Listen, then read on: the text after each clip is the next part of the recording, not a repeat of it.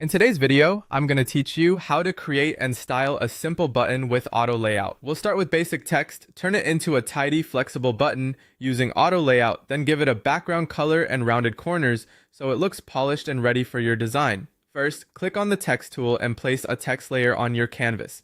Type the word button as your example label. Keep it simple for now. The focus is on the structure and styling.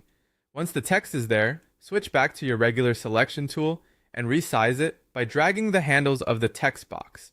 You're just making sure the label is legible and has the presence you want before turning it into a button.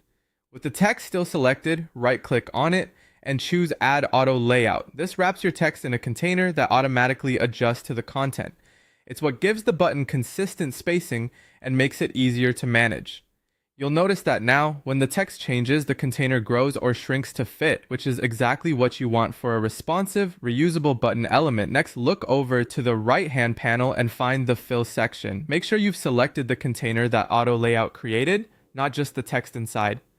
Turn on Fill if it's off, then choose a color. Let's go with a clean, accessible green for this example.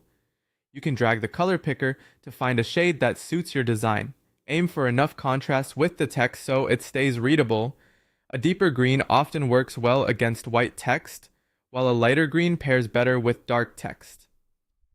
Finally, head to the radius control in that same right-hand panel to adjust the corner radius. Increasing the value slightly will soften the corners for a modern, friendly look. Keep it low for a subtle rounded rectangle, or raise it more for a pill-shaped button. Adjust until it feels balanced with your font weight and size. Small tweaks can make a big difference in perceived quality.